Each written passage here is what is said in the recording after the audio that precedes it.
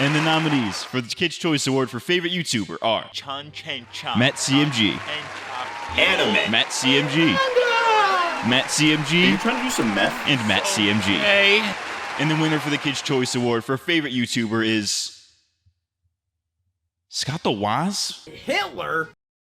Yo, who the fuck is MattCMG? Hey, paisanos, it me, MattCMG, and today let's talk about award shows. You know, you've got the Grammys, the Emmys, the Tonys, the Balonies, the Rigatonies. You've got the CMAs, the VMAs, the LMAOs, the LMFAOs. Every day I'm shuffling. The thing that all of these award shows have in common is that they all suck.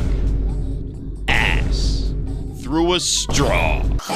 While there have, without a doubt, been great moments in award show history, most of the time, the things people remember award shows for are not the awards themselves. Obviously, you've got stuff like Kanye West interrupting Taylor Swift or Will Smith slapping Chris Rock, and those moments are pretty funny, but if you ask me, this is usually what award shows are known for nowadays, rather than the thing that they should be known for, which is the awards. Most of the time, these award shows are filled with boring padding, terrible normie humor, the actual giving out of awards is only a small fraction of the hours-long show, and not to get political, but I have yet to see an award show tackle a serious political issue in a way that wasn't incredibly tone-deaf and cringe. Fucking Logic doing his suicide song. I've been on the low, I've been taking my time. I feel like I'm losing my mind. You can relate. And maybe it's just me, but I find it really hard to actually give a shit about any of the people involved in these shows, since let's be real, this is a room filled with the rich and famous, who are so far disconnected from us filthy peons that it makes it really hard to root for any of them. The stuff that I root for is often a bit too far from the zeitgeist to really have any chance at winning, and the awards are almost always given to the most marketable artists rather than the ones that show the best artistry, in an attempt to be as inoffensive as possible to the general public. As a result, I haven't really taken any award show seriously in years, and you probably shouldn't either. Resist the programming! MK Ultra, baby! However, there is one award show that I still keep tabs on every so often, and that is none other than the iconic Nickelodeon Kids' Choice Awards.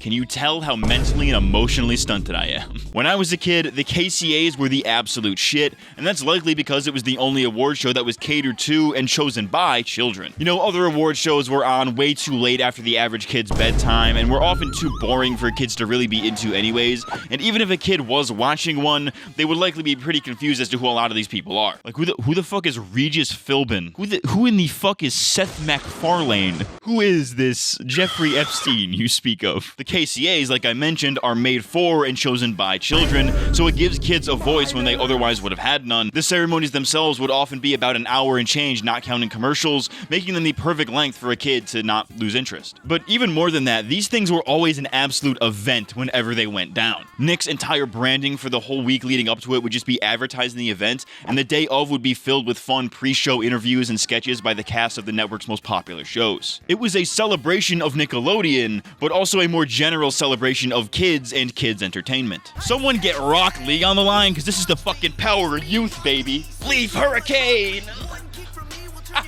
After seeing some news about the 2023 awards pop up on my timeline, I regained an interest in the Kids' Choice Awards, so I went back and watched some old ones. So in preparation for this video, I went back and watched a few old KCAs from years past, some from my time, some from older, and some from even recently, on stream with my Twitch chat, just to get an idea of what these shows were like again. Today I wanted to talk about the KCAs, the history of the event, its most iconic moments, and where the show could be heading in the future. So roll out that orange carpet and smash that motherfucking like button, or I will waterboard you with slime! And let's get right in to the KCAs. I watch the KCAs because I'm fucking gay and I lick penis almost every day. So, first things first, where do the KCAs even come from? To answer that, we need to look back to the far-off year of 1986, with a little show called Rated K for Kids. This was a movie review show that aired on Nickelodeon, where the show's main cast would give their thoughts on current movies. It was basically a YouTube review before YouTube reviewers were even a thing. After about a year on the air, the show's creators thought it would be a good idea to have an award show looking back on some of the most iconic films of the past year, and this came in the form of the Big Ballot. Much like the KCAs would later become, viewers of the show, aka children, would be able to mail in ballots and vote for their favorite movies, sports stars, TV actors, all that kind of stuff. This event proved to be a huge success for Nickelodeon, prompting them to bring in the creators of Rated K to revamp the Big Ballot into a much bigger yearly award show. The newly established KCAs would now be a yearly event, but retooled from being an edited down TV episode into a live event more similar to other award shows. Kids would still be the ones announce voting, but the event would be catered to a much more general audience. I have the fucking Logic Suicide song stuck in my head now. I've been on the low, I've been taking my time. I've been sucking off gay guys. I should do a gay cover of that. The awards themselves come in the form of an orange blimp, which has since become an iconic staple of Nickelodeon culture. These awards also doubled as kaleidoscopes, which immediately makes them more useful than literally any other award you could possibly win, unless you are really into pissing on Grammys Kanye style. Of course, the actual process of giving out awards is a pretty big part of the show, so I'd be remiss to not talk about some of them. It's actually really interesting to look at KCA winners of years past because it serves as a really interesting time capsule into what the culture was like at the time. For example, at the very first awards, The Karate Kid 2 was voted favorite movie of that year, Eddie Murphy was favorite movie actor, Madonna was favorite female vocalist, and Bill Cosby, oh no. Yeah, some of these have not aged too well, and believe me, you're gonna hear me say that again. But as a grown adult watching a children's award show, there's one thing you gotta keep in mind when watching this. The best thing is not always the thing that wins. In being an award show voted on by literal children, it's clearly meant to be more of a test of popularity than it is quality. You can almost always figure out who the winner is going to be by how loud the applause is when they're reading the nominees, you know? Some of the past winners have made this very phenomenon very clear. For example, in 2009, the nominees for favorite movie were Bedtime Story starring Adam Sandler, Iron Man, The Dark Knight, and High School Musical 3. Can you guess which one? It was High School Musical 3. This fucking Disney movie came in and swept an Adam Sandler comedy that was literally made for children, and it was heavily promoted on Nickelodeon at the time, and two of the biggest superhero movies at a time before the genre was cringe. Obviously, The Dark Knight doesn't really appeal to kids, it's a bit dark for them. Iron Man was operating without the larger MCU, and Bedtime Stories, fucking sucked. Probably. I don't know, I haven't seen it. I can't imagine it's good, though. So I guess it kind of makes sense that the DCOM that was literally made for the KCA's main demographic of mostly little girls was able to come in and sweep these actual good movies. Again, except maybe Bedtime Stories. That's probably bad. Oh, the Jimmy Chungus! And that's another thing. As an adult, it is super ironic seeing things from other corporations beating out Nickelodeon and Viacom's own stuff.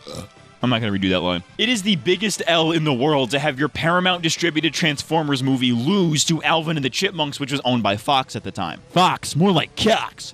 Imagine Lizzie McGuire beating out All That on All That's own network. During the late 2000s, Miley Cyrus and the Jonas Brothers absolutely swept any favorite TV actor or singer category against Nickelodeon's own shit. And this even continued into an era where Nickelodeon was directly trying to compete with Disney with their own musical-based shows. This must have been an absolute marketing nightmare for these executives. No wonder they do copious amounts of cocaine. My fucking throat is... I need water. BRB. Oh, that's hot. That's hot. Like I've mentioned, part of the appeal of the KCAs is that it's one of the only award shows where the public actually gets a say. The stuff that wins is voted on by the people, in this case children, so the awards are a pretty good measure of how popular things really are. You know, the Oscars and other movie award shows are voted on by the Academy, who I can only assume are just a bunch of fucking film snobs, and a lot of the times people don't really agree with their decisions, and the same goes for music or any other really award thing. Here at the KCAs, there is no pretentious debating, there's no like, well, you see, the cinematography in Alvin and the Chipmunks the Squeakquel was simply impeccable. It's literally just little kids saying, I like that one. I like the one with Mario on it. I like the one with Spider-Man. While these awards do not look at these things as art, they don't really have to since kids don't know shit about shit, you know? While there are other choice awards out there like the Teens or People's Choice Awards, the KCAs have always had a level of innocence to them that kind of makes it a lot more endearing and it really makes it stand out. Bro, I sound like a bitch who's been sucking dick all day. I sound like I've been sucking dick for 40 minutes. I've been talking for 40 minutes, so maybe that's why. Maybe there's no difference. Maybe talking and sucking dick are really the same thing. Maybe by talking, you're actually just secretly gay. There are plenty of staple awards that are given out every year, like favorite actor, favorite movie, favorite singer, etc. But alongside those staples, there are other special awards that are given out once or twice, but for one reason or another are phased out. One of my personal favorites was in 2004 with the award for favorite fart in a movie. Giving out this award was none other than Joe Rogan, who, given his aptitude for the devil's lettuce, I think fits this award pretty well. The winner of this award was Kangaroo Jack. We have a tennis?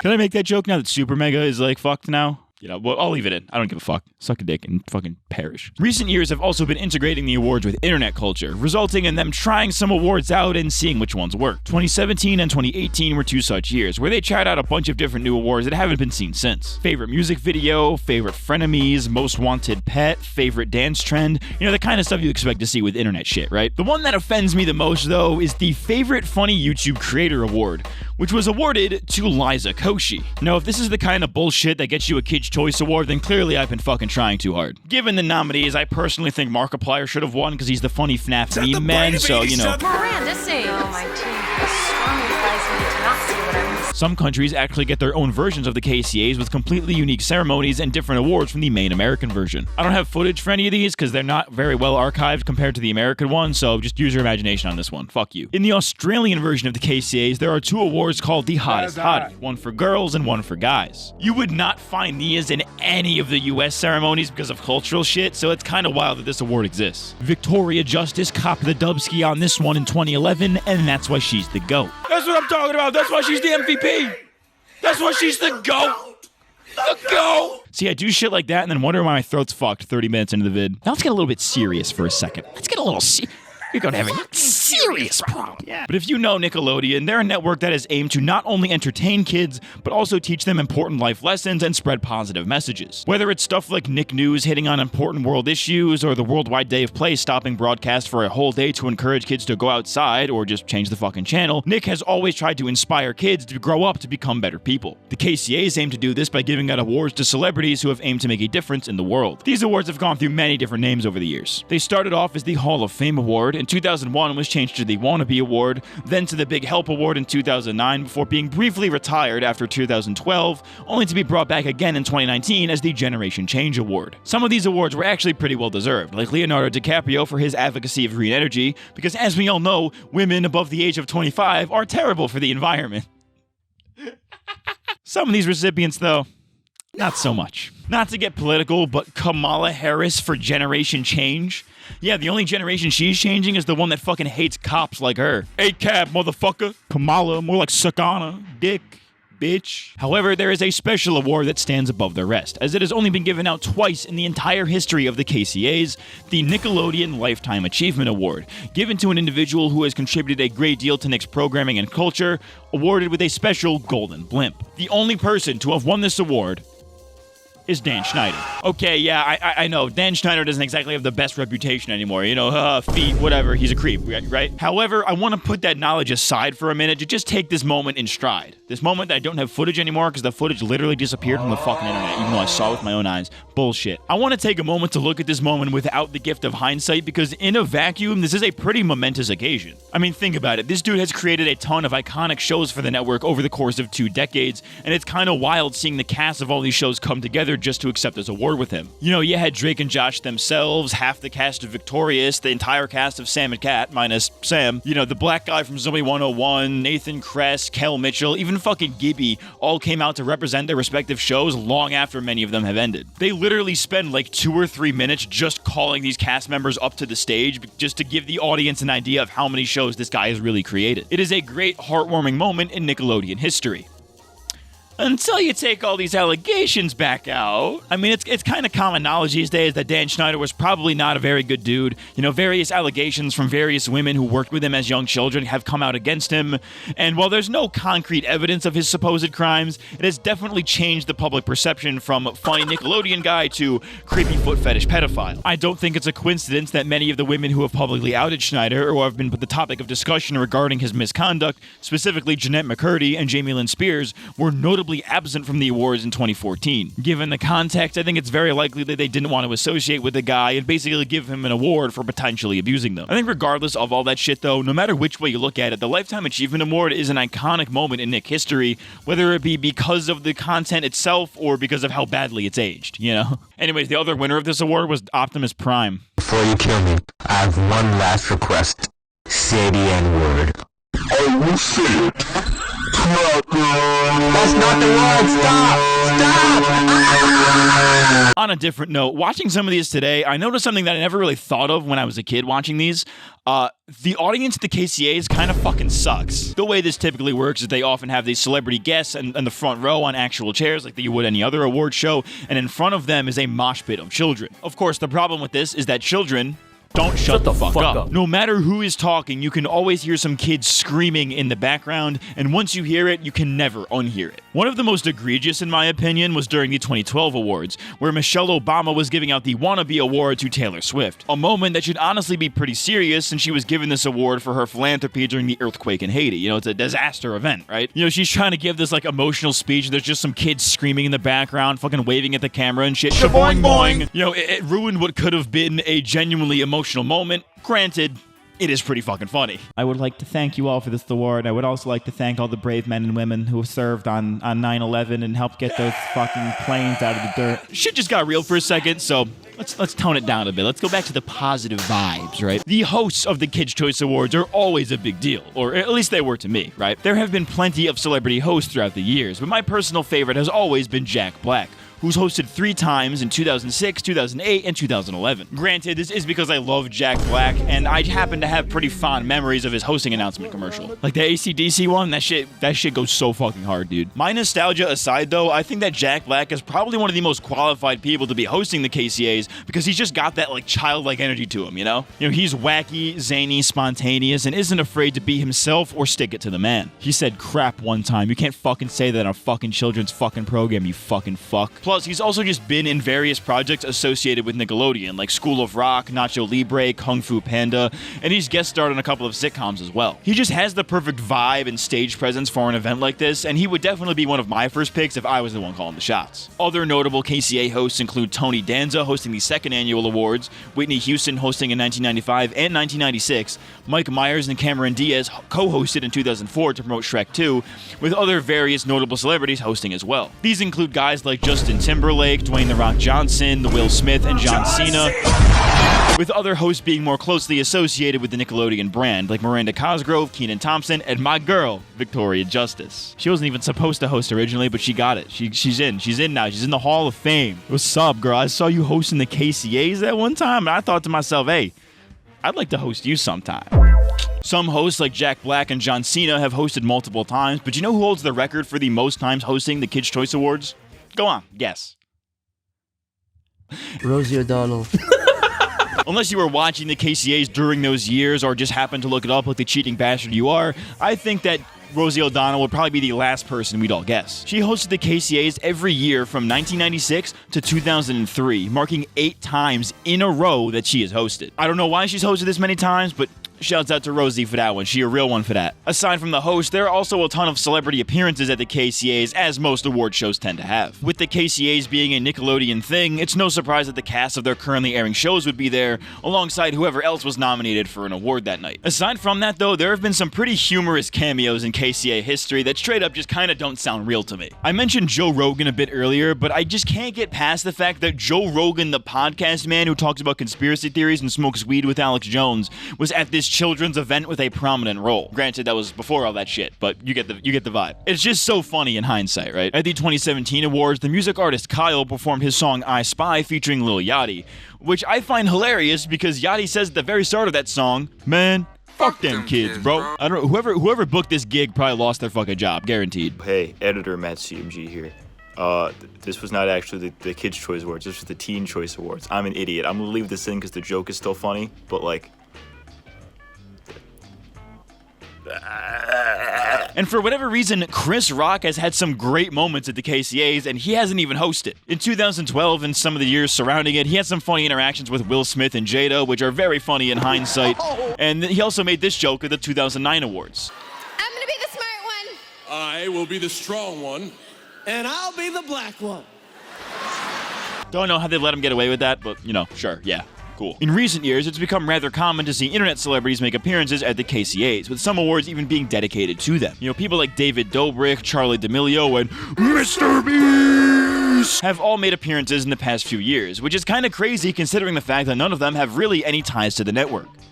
or talent for that matter. This is, of course, part of Nickelodeon's efforts to modernize the brand by intertwining it with the internet, which they've been doing for a while now. While I personally think this is kind of cringe, I also don't really mind it because it's mostly just the show changing with the times, right? You know, kids don't really watch TV anymore. You know, the average kid is not watching Nickelodeon for 10 hours a day, but are rather binging a show on a streaming service or rotting their brains with YouTube and TikTok, fucking, you know, Skibbity Toilet, whatever the fuck kids are into these days. Coco Melon. It makes sense that they would take the show in a more broad direction by now including internet stuff, because now the internet is part of the culture too. It's really no different from Disney stars being nominated and winning awards on their competitors' networks, so I think a lot of the hate for this is a bit unwarranted. Whoa, guys, we watch the internet too. We go on the internet. We know the TikToks. We know the dabbing. We know the Tide Pods, the epic memes. Smosh. However, it also means that I have a chance. It has low-key kind of become a dream of mine to one day host the KCAs, and my recent deep dive has only reinforced this desire. As a kid, I was never like, obsessed with the awards or anything. I was kind of absorbed them passively. But the idea of hosting just always sounded so fucking cool to me. With YouTubers and internet celebrities becoming increasingly eligible for these awards, I could totally see a future where creators like me have a chance just by making silly videos in our own homes. Granted, my chances are probably pretty low given the nature of my content. What are you, fucking gay? You stack no paper and get no bitches. I would fuck the green M&M to sleep, bro. I would fuck her to sleep. I'm not one to support the Third Reich, but these four Nazis can scheisse on mein chest. Let's fucking go! But it's nice to even be nominated, right? Well, I'm not nominated, but you guys get the fucking idea. Shut the fuck up. But hey, if Mr. Beast can say this... Ooh, faggot. You're a faggot. ...and still get a feature, I think my raunchy ass still has a chance. I want every single person watching this video right now to spam Nickelodeon's Twitter with hashtag CMG for KCA, letting them know that you want me, MattCMG, to host the Kids' Choice Awards. If we bother them enough, at some point that social media intern is gonna get fed up and they're gonna take it to the higher-ups, probably. At some point they've gotta cave to popular demand, so let's guilt them into it. CMG for KCA! CMG for KCA! CMG for KCA! Let's get a chant going, guys. Jokes aside, though, the real reason that I want to host the KCAs is because I'm just a big proponent of children's entertainment. Any kid who grew up watching Nickelodeon dreams of getting slimed, and when you do, you kind of make your mark on Nick history. But looking at what the KCAs really stand for, being the host means a whole hell of a lot more than that. The KCAs are the only award show that give kids a voice in the entertainment industry, so to be the host is to show kids that they have more of a say in things than they think that they do. Hosting the KCAs is a representation of never letting go of your inner child, and not in like a soy boy like, oh, I collect Funko Pops kind of way, and definitely not in a Michael Jackson kind of way, but in a way where you can still hold on to your youthful exuberance even into adulthood. Kids' entertainment is extremely important because in many ways it shapes who we become. SpongeBob gave a lot of kids their sense of humor. Henry Danger and Danny Phantom show kids the meaning of heroism and what that truly means, and shows like Avatar can teach kids about, incredibly important societal problems facing the world today, and even give them guidance on how to fix them. While this is obviously not restricted to just Nickelodeon shows, it's great that shows made for kids can still be as impactful as shows for adults, and I don't think that they get enough credit for that. I want to host the KCAs not because of the fame and glory that comes with it or some kind of childhood dream, but because I, as an adult, believe in the importance of children's entertainment. At the end of the day, I think that the Kids' Choice Awards are without a doubt the best award show of all time. I realize how bold of a statement that is, but there's really just nothing else like it. Oh, I'm sorry, what's that? The Oscars have all these fancy celebrities in their fancy suits and their fancy dresses looking down on us above while they sip tea with their fucking pinkies out? Fuck that, dude. We got fucking like ongoing plot lines, slime challenges, cool shit. Gaming. Even as a grown-ass man, I still had an absolute blast watching these on stream with my chat, whether we're laughing with it or at it. You can't really say the same for other award shows out there because most of them are kind of boring in that way. The KCAs are the only award show that I have consistently enjoyed every single time, and I cannot wait to show them to my kids. Assuming, of course, that a woman would allow me to impregnate her, which, let me tell you, the chances of that, probably pretty low. But there's still a chance. Sex. But that is all for this video. Be sure to comment, subscribe, like the video, all that shit. I have been MattCMG, and I'll see you next time. Thanks for watching. G.I. Jane 2, can't wait to see it. Jack is back, the king is black. Kids' Choice Awards, I'm glad to be back. I'm the host, with the most. I'm rocking brains from a coast to coast, 'cause I'm Jay.